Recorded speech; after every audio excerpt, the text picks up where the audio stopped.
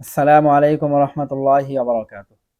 প্রিয় দর্শক শ্রোতা, একবার মার্কিন আদালতে একটি মামলা দায়ের করা হলো।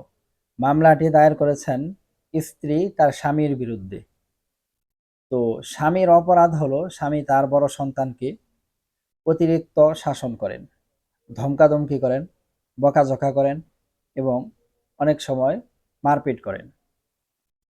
তো আদালতে জজ সাহেব তার স্বামীকে ডেকে বললেন যে আপনি কি জন্য আপনার সন্তানকে অতিরিক্ত শাসন করেন, তাকে কি জন্য বকাঝকা করেন এবং গালিগালাজ করেন। তখন এই ব্যক্তি উত্তর দিল যে মাননীয় জজ সাহেব, আমি তাকে প্রতিদিন সলাত আদায় করতে বলি কিন্তু সে সলাত আদায় করে না।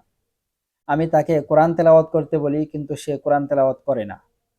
আমি তাকে ইসলামিক বই কিনে দিয়েছি, তাকে পড়তে বলি, সে বই পড়ে না। এজন্য আমি তার প্রতি রাগান্বিত হই এবং সে যতদিন আমার কথা না শুনবে আমি তাকে এরকমভাবে গালিগালাজ করতেই থাকবো।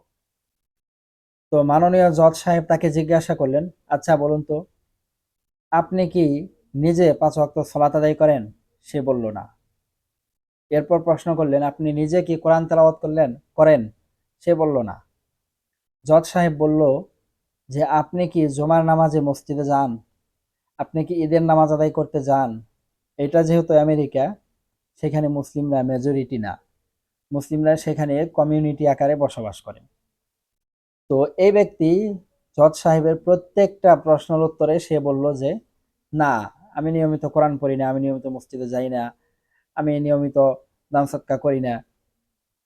তো এবার জজ সাহেব বললেন যে আপনি নিজে আগে নিজের মধ্যে ইসলামটাকে ফিট করেন। আপনি নিজে আগে ৫ ওয়াক্ত সালাত আদায় করেন, আপনি নিজে প্রতিদিন কোরআন তেলাওয়াত করেন, কিছু কিছু দান সদকা করেন এবং আপনি নিজে সবাইকে নিয়ে, বাসার সকলকে নিয়ে ইসলামিক বই পুস্তক নিজে পড়ুন এবং অন্যদেরকে শোনান। আপনার সন্তান যখন দেখবে যে আপনি বাবা হয়ে প্রতিদিন সালাত আদায় করেন, মসজিদে যান, কোরআন তেলাওয়াত করেন, মানুষকে সালাম দেন, তখন আপনার সন্তান অটোমেটিক্যালি আপনার কাছ থেকে শিখে যাবে যে কিভাবে তাকে একজন গুড মুসলিম হতে হবে। তো তাকে গুড মুসলিম বানানোর জন্য আপনার নিজের আগে গুড মুসলিম হতে হবে, আপনার নিজেকে আগে প্র্যাকটিসিং মুসলিম হতে হবে। আপনি যদি একজন প্র্যাকটিসিং মুসলিম হতে পারেন তাহলে আপনার সন্তান অটোমেটিক্যালি শিখে যাবে। কিন্তু আপনি নিজের মধ্যে যদি ইসলামকে প্র্যাকটিস না করে সন্তানকে আদেশ করেন, এইটা কোরআনের আয়াতের সাথেও চরম দৃষ্টতা প্রদর্শন করা হয়। আল্লাহ সুবহানাহু ওয়া তাআলা ইরশাদ করেছেন, লিমা তাকুলুনা মা লা তাফআলুন, তোমরা কেন এমন কথা বলো যা তোমরা করো না। তো বাবা হিসেবে আপনার উচিত আপনি নিজে আগে সন্তানের জন্য রোল মডেল হবেন।